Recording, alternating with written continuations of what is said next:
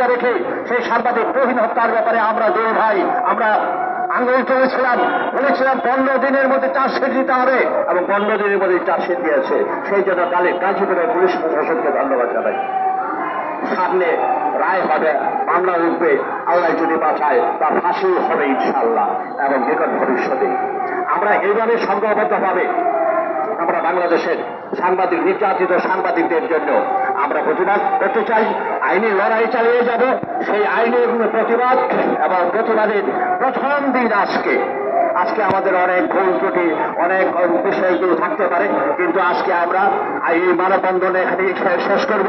এবং আমি আজকে এই প্রশাসনের সকল স্তরে নেত্রকোনা, গাজীপুর, মানিকগঞ্জ, কুড়িগ্রামের ঘুরিন্দিবাড়ি সহ যেসব এলাকা আরো অন্যান্য সারা দেশব্যাপী যেসব জায়গায় সাংবাদিকরা নির্যাতিত হয়েছে সেই সব স্থানীয় সাংবাদিকদের আশ্বস্ত করছি এবং প্রশাসনের প্রতি আমরা যে আলটিমেটাম দিচ্ছি আগামী 7 দিনের মধ্যে নির্যাতিত সকল সাংবাদিকদের মামলাগুলো তুলে নিন, তাদেরকে নিঃস্বার্থভাবে মুক্তি দিন।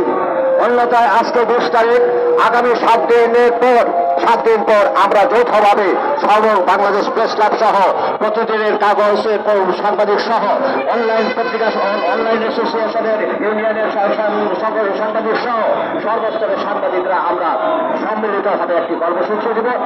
সুতরাং এই কথা ব্যক্ত করে আজকের এই অনুষ্ঠানের আয়োজন প্রতিদিনের কাগজের সম্পাদক, বাংলাদেশের সাংবাদিক সম্পাদক আমার ছোট ভাই খায়রুল আলম রফিক ভাই সহ উপস্থিত বিভিন্ন জেলা থেকে আগত বাংলাদেশ প্রেস ক্লাবের সকল দায়িত্ববান সম্পাদক সাংবাদিক সহ আজকের এই প্রতিদিনের কাগজের সাথে সম্পৃক্ত সাংবাদিক ভাই ও বোনেরা সহ এবং আরো সভাপতি যারা আছেন তাদের সবাইকে সালাম এবং শুভেচ্ছা জানিয়ে আগামী 7 দিনের মধ্যে সকল নির্যাতিত সাংবাদিকদের নিঃশর্ত মুক্তির আহ্বান রেখে আমরা 7 দিন পরে আমরা আবার কর্মসূচি ঘোষণা করে আবার এই জাতীয় প্রেস ক্লাব সহ বাংলাদেশের প্রত্যেকটি জেলা উপজেলায় আমরা কর্মসূচি ঘোষণা করার আহ্বান জানিয়ে আজকের এই মানববন্ধনের এখানে বক্তব্য বিশ্বাস রাখতে হবে। ধন্যবাদ।